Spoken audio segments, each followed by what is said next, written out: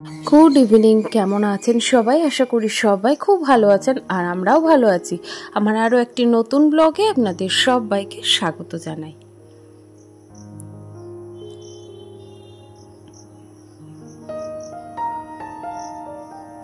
বাইরে বেশ বৃষ্টি হচ্ছে আর মাও এদিকে মঠে গেছে। এখন বাজে মোটামুটি 5টা 5। আর এখন আমি শুইনি। আজকে দুপুরবেলায় জানেন একটু ভেবেছিলাম রেস্ট নেবো, কিন্তু না, আজকে আর রেস্ট নেবো না। কারণ অনেকগুলো কাজ আছে যেগুলি সপ্তাহে একদিন করে অন্তত, বা একদিন বা দুদিন এরকম ভাগ করে যদি কাজগুলি করে নেওয়া যায়, তাহলে ওই 2 দিনের ওই কাজের জন্যে কিন্তু আমাদের সারাটা সপ্তাহ কিন্তু অনেকটা সহজ হয়ে যায়। সারাটা সপ্তাহ মেনটেন করাটা অনেকটাই পরিশ্রমটা কম হয়। তো যে কারণে ভাবলাম আজকে আর শুবো না। আর বাইরে এরকম এত সুন্দর একটা বৃষ্টির ওয়েদার, আর তার সাথে বাবাকেও একটু চা করে দিয়েছি। বাবার ঘরে বসে চা খাচ্ছে, আর সেই সাথে আমিও একটু চা খেয়ে নিলাম। কারণ এই ওয়েদার দেখতে দেখতে একটু ফোন দেখছিলাম, তারপরে জানলা দিয়ে একটু বৃষ্টি দেখছিলাম, আর সাথে 1 কাপ গরম চা। সেটা খেয়েই তড়িঘড়ি করে উঠে নিয়েছি। এবার নিজে একটুখানি রেডি হয়ে নেবো। কারণ যখনই দেখবেন সারাদিনে প্রচুর কাজ থাকে, তার আগে যদি একটু নিজেকে ফ্রেশভাবে রেডি করে নেবেন, দেখবেন অনেকটা কাজের এনার্জি কিন্তু পাওয়া যায়। আপনার মধ্যে দেখবেন কোথা থেকে যে এনার্জি চলে আসবে আপনি নিজেও বুঝতে পারবেন না। তবে আমি জানি না এটা সবার ক্ষেত্রে প্রযোজ্য কিনা, কিন্তু আমার কিন্তু খুব ভালো লাগে এইভাবে সকাল সন্ধ্যে যদি একটু নিজেকে পরিপাটি করে তারপর কিন্তু সংসারকে পরিপাটি করে রাখার কিছু উপায়গুলি এই যে করে নিচ্ছি। তো সবসময় আমি বিশ্বাস করি নিজেকে যদি পরিপাটি করে রাখা যায় তাহলে কিন্তু সংসারকেও পরিপাটি করে রাখতে পারা যায়। তো যাই হোক, ওইদিকে দেখতেই পেলেন নিজে একটু রেডি হয়ে নিলাম। আর তারপরে এই তো বিছানা সমস্ত কিছু, সন্ধ্যা দেওয়ার আগে কিছু অভ্যাস রয়েছে যেগুলি আমি করে থাকি। তো এই অভ্যাসগুলির কারণে আমাদের সংসার গোছানো থাকবে, সাজানো থাকবে, এবং সংসারে সুখ সমৃদ্ধি আর্থিক সমস্ত কিছুই ভালো থাকবে। কারণ বলতে পারেন এক কথায় যে সংসারের লক্ষ্মীশ্রী বজায় থাকবে। সকালবেলায় যেমন আমরা গৃহস্থ বাড়ির বউরা কিছু নিয়ম কানুন মেনে থাকি, ঠিক একই রকম ভাবে সন্ধ্যাবেলাতেও কিন্তু এই কাজগুলি করে নেওয়া যায়। অনেকেই বলেন যে সন্ধ্যার পরে আর কোনো কাজ থাকে না, বা বিকেল বেলায় কোনো কাজ নেই, কিন্তু আমি বলবো যে না, আমাদের সারাদিন গৃহিণীদের কিন্তু একই রকম ভাবে চলতে থাকে, সকাল থেকে দুপুর, দুপুর থেকে রাত। এই পর্যায়ক্রমিক কাজগুলি যদি আমরা না করি তাহলে কিন্তু আমাদের সংসারের সমস্ত কিছু মেনটেন করতেই পারবো না। তো যাই হোক, আমি বিকেলবেলায় আমার মাস্টার বেডরুমটিও পরিষ্কার করে নিয়েছি, আর এইবারে এই বেডরুমটিও করে নিলাম। কারণ এইখানে সেভাবে কেউ শোয় না, তবে শোনা পড়ে আর সেই একটু শুয়ে থাকে। মাঝে মধ্যে আমরাও একটু মাঝে মধ্যে শুয়ে নিই। তো সেইভাবে যে রাত্রিবেলাকার শোয়া সেটা নয়, তবে ওই সারাদিনে যা যাবতীয় কাজকর্ম করা, ওই মেয়ের পড়াশোনা, ওই ক্ষেত্রেই আর কি শোয়া। তো এইগুলি করা হয়। তো তার জন্য দেখুন বিছানাটিকে একদম সুন্দর করে ঝেড়ে নিলাম। যদিও বিছানাটি চাদর তুলতে হবে, তবে এখন আর তুলবো না, কারণ অম্ববতী ছাড়লে একদিন কাচতেই হয়, তো সেগুলো তখন কেচে নেবো। তো ওইদিকে বিছানাপত্র সুন্দর করে গুছিয়ে রেখে বারান্দায় যে গামছাগুলো এলোমেলো ছিল সেগুলোকেও গুছিয়ে রেখেছি। বাড়িতে তো ব্যাগের অভাব হয় না, অনেক রকম ব্যাগ থাকে, তবে কাজের সময় কিন্তু সে ব্যাগগুলি পাওয়া যায় না। তাই আমি করি কি, সমস্ত ব্যাগগুলিকে ভাঁজ করে একটা ছোট ব্যাগের মধ্যে করে আলাদা করে রেখে দিই। এতে করে জায়গাটাও অনেকটা কম লাগে, আর দেখতেও কিন্তু অনেকটা ভালো থাকে। আর এক কথায় একেবারে একই জায়গায় কিন্তু সব ব্যাগগুলিকে সুন্দর করে পাওয়া যায়। তো এরপরে এই যে সারাদিনের যত রকম জামা কাপড় থাকে আমরা যেগুলি ধুই, সেগুলিকে আমি সারাদিন জমাতে থাকি আর কি। তো জমানোর পরে ওই যে খাটের ওপরে দেখতেই পেলেন কত জামা কাপড় ফেললাম, তো সেগুলিকে এখন সুন্দর করে গুছিয়ে জায়গা মতো গুছিয়ে রাখবো। সংসারে আমাদের সব থেকে বড় জায়গা জুড়ে থাকে আমাদের জামা কাপড়। তো এই যে এত জামা কাপড় আমরা তো কিনতেই থাকি, কিন্তু সেই জামা কাপড়গুলি যদি আমরা অর্গানাইজড করে না রাখতে পারি তাহলে কিন্তু জামা কাপড় যা লাগবে তার থেকেও কিন্তু আমাদের বাড়িতে আলমারি ওয়ার্ড্রপ কিন্তু বেশি লেগে যাবে। তো যে কারণে আমি চেষ্টা করি প্রতিদিনকার রেগুলার ওয়াইজ জামা কাপড়গুলোকে সুন্দর করে হাত দিয়ে ছোট ছোট করে ভাঁজ করে রাখতে, তাতে করে আমাদের জায়গাটা অনেকটা কম লাগে আর অর্গানাইজ থাকে। আর জামা কাপড়গুলো পরার সময় দেখবেন অনেকটা ফ্রেশ লাগে, বেশ আয়রন করা লাগে মনে হয়। প্রতিদিনের বেসিক কিছু কাজ থাকে যেগুলি তো রোজ করতেই হয়, তবে সপ্তাহে 1 দিন 2 দিন যদি আপনি এই ধরনের কাজগুলি করে থাকেন তাহলেও কিন্তু মন্দ হয় না। তবে এই যে আমার আলমারিতেও বেশ জামা কাপড় রয়েছে, আর এই শোকেসের পার্টগুলিতেও কিন্তু আমার সোনার রেগুলার ওয়াইজের বাইরে পরে যাওয়ার জামা কাপড়গুলো রয়েছে। তো সেইগুলি আমার যে মেয়ে কিন্তু এটা টানতে গিয়ে একটা টানতে আর একটা টানে, আর একটা নিতে গিয়ে আর একটা গুজে রাখবে, এই করতে করতে না শোকেসটা অগোছালো হয়ে যায়। তাই আমি একদিন অন্তর একদিন বা দুদিন ছাড়া ছাড়া এরকম আমি এই যে সমস্ত গোছানো জিনিস আবার বার করে আবার রিঅর্গানাইজড করে রেখে দিলাম। এতে করে কি হয়, খুব কম সময়ের মধ্যে কিন্তু আপনার আলমারি শোকেস গোছানো হয়ে যায়। এমন নয় যে একটা কাজ যখন দেখবেন আপনার মানে কাজটার প্রতি বিরক্তি আসছে ততক্ষণ অবধি আপনি কাজটা করবেন না। যতক্ষণ না আপনার কাজটার প্রতি কোনো বিরক্তি নেই, ভালোবাসা রয়েছে, ততক্ষণ আপনি কাজটা করবেন। আপনি ঘড়ি ধরে 15 মিনিট রাখবেন হাতে, তার মধ্যে যতটুকু সম্ভব এইভাবে সাজানো গোছানো জিনিস যদি আবার আপনি বের করে গুছিয়ে রাখেন, তাহলে দেখবেন আপনার জিনিস কোনো দিনের জন্যেও একটুও অগোছালো হবে না। তা আমি এই নিয়মকানুনগুলো ভীষণ মানি। এতে করে কি হয়, এই ছোট ছোট টিপসগুলো ফলো করে আমি কিন্তু আমার সংসারের কাজ পরিশ্রম অনেকটাই কমিয়েছি। বেশ কিছুদিন ধরে ভাবলাম এই টিভির নিচের এই জায়গাটি পরিষ্কার করব। অনেক দিনের শখ রয়েছে একটা টিভি ইউনিট কিনবো, তবে সেটা আমার সামর্থ্যের মধ্যে এই মুহূর্তে হবে না। তো যে কারণে যখন আমি ঘরটা রং করা হয়েছিল, মানে আমাদের যখন ঘর রং হয়েছিল, তখন তো এই টিভির নিচে রাখার মতো সেরকম কিছু ছিল না। বইয়ের টেবিলটা ছিল মেয়ের, সেটাই ছিল। তো সেটাকে আমি পাশের রুমে শিফট করে দিয়েছিলাম। তবে এইখানটা বড্ড ফাঁকা ফাঁকা লাগছিল।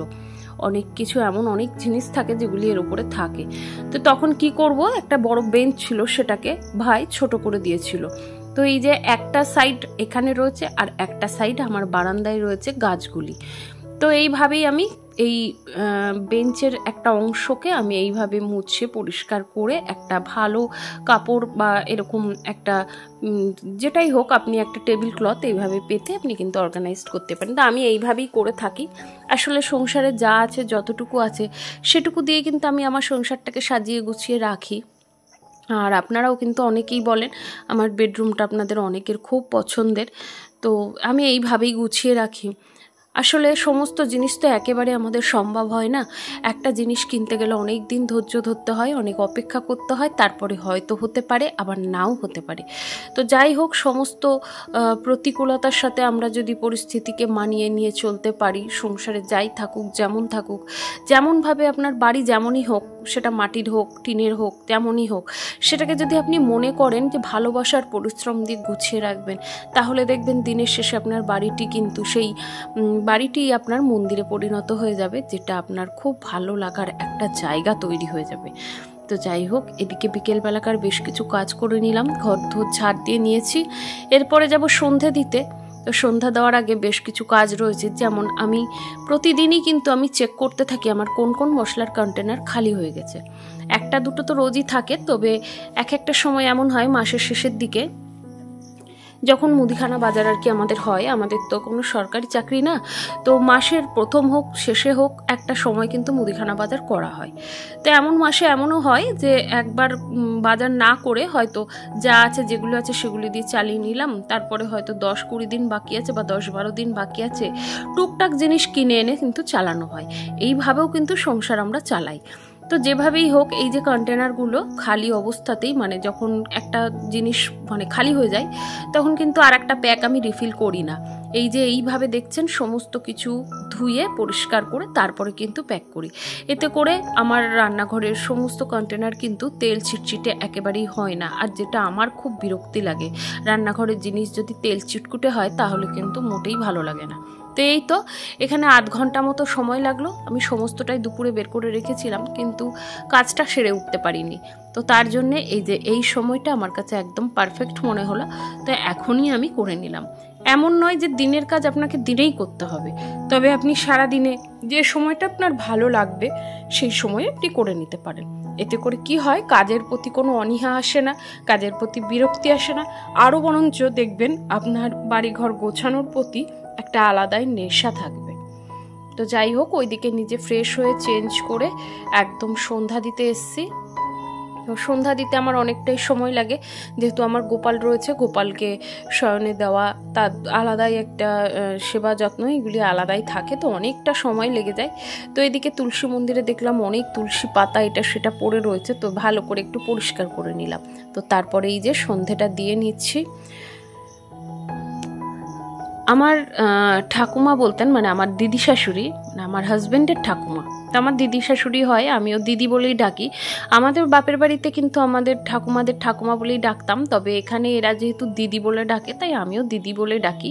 তো দিদি আমাকে বলেছেন, যখন উনি এখানে আসতেন তখন বলেছেন, এখন তো উনি পৃথিবীতে নেই, তাহলে আপনাদের দেখাতাম, খুব ভালো মানুষ ছিলেন এবং খুব কিউট ছিলেন, একদম বাচ্চাদের মতো। তো আমার ভীষণ প্রিয় একটা মানুষ ছিল, বাড়িতে যত সদস্যই থাক সব থেকে প্রিয় সদস্য উনি ছিলেন। তবে উনি চলে যাওয়ার পর কোথাও যেন একটা খামতি থেকে যায়। আমার নিজের ঠাকুমার কাছে আমি যতটা না ভালোবাসা পেয়েছি, আমি এই যে এই বাড়ির দিদির কাছ থেকে কিন্তু আমি তার থেকে বেশি ভালোবাসা পেয়েছি। তো যেগুলি এখন আমার বলতে খুব ভালো লাগে যে আমি এতটা ভালোবাসা আমি পেয়েছি। তবে যাই হোক, আমার শ্বশুরবাড়ির প্রতিটা সদস্যই ভীষণ ভালো, আমার পরিবারের প্রতিটা লোক খুব ভালো, কারণ আমাদের কিন্তু ছেলের বউ বা বাড়ির বৌমা হিসেবে দেখে না, আমাদের শ্বশুররা শাশুড়িমারা একেবারে বাড়ির মেয়ে হিসেবেই দেখেন। তো হ্যাঁ, সবার মধ্যে হয়তো সব সম্পর্ক, দেখুন পরিবারে চলতে গেলে, একসাথে চলতে গেলে ঘটি বাটি ঠুকঠাক নড়বেই, তাই না? তবে সেগুলোকে মানিয়ে নিয়ে চলতে হয়। দোষ গুণ উভয়েরই থাকে, তবে সেগুলিকে যদি আমরা মনে নিয়ে থাকি তাহলে কিন্তু সেটা সংসারের ক্ষেত্রে খুবই খারাপ দিক একটা দেখায়। তো তাই জন্য চেষ্টা করি নিজের দোষ গুণ, পরের দোষ গুণ সবকিছু মানিয়ে নিয়ে চলার, এতেই কিন্তু সংসারে শান্তি বিরাজ করে। তো এই তো এখন সন্ধ্যা দিয়ে নিয়েছি, আর তারপরে এই যে সন্ধ্যাবেলায় মুড়ি, পাঁপড়, বাদাম এগুলিকে ভেজে ওদিকে আমার সোনা, তারপরে ওদিকে আমিও খেয়েছি, ভাইকে দিয়েছি, সবাইকে দিয়েছি, মা দিদি ভাই এসেছিল তাদেরকেও দেওয়া হয়েছে। তো এরপরে এই যে সোনাকে পড়াতে বসেছি। তবে দিদি, আমি যেটা বলছিলাম, বলতে বলতে আর বলা হয়নি, কারণ দিদির কাছ থেকে আমি অনেক কিছু শিখেছি। সন্ধ্যাবেলায় সমস্ত দুয়ারে ঘরে সন্ধ্যা দিতে হয়, এটা নিয়ম, লাইট জ্বেলে সন্ধ্যা দিতে হয়, এগুলি আমি অনেক কিছুই জানতাম না, যেগুলি দিদির কাছ থেকে শিখেছি। তো যাই হোক, এইদিকে অনেকটা রাত হয়ে গেছে, আর তারপরে এই যে রাত্রির ডিনার কমপ্লিট করা হয়ে গেছে। তো ডিনার কমপ্লিট করার পর বাবার কাজে চলে গেছে, মানে আমার শ্বশুরমশাই একটা নাইট গার্ডের কাজ করে, তো সেখানেই গেছে। আর এরপরে কিন্তু আমরা প্রত্যেকেই কিন্তু নিজেদের কাজকর্ম আর কি রাত্রির দিকে শেষ হয়ে যায়। তবে আমার কাজকর্ম এখনো শেষ নেই। এই যে রাত্রিবেলাকার এই যে কিছু কিছু ছোট ছোট অভ্যাস, যেগুলি আগেই বললাম, যে অভ্যাসগুলির কারণে প্রতিটা দিন কিন্তু আমাদের সুন্দর হয়ে যায়, সপ্তাহের প্রতিটা দিন কিন্তু অনেকটাই সহজ হয়ে যায়।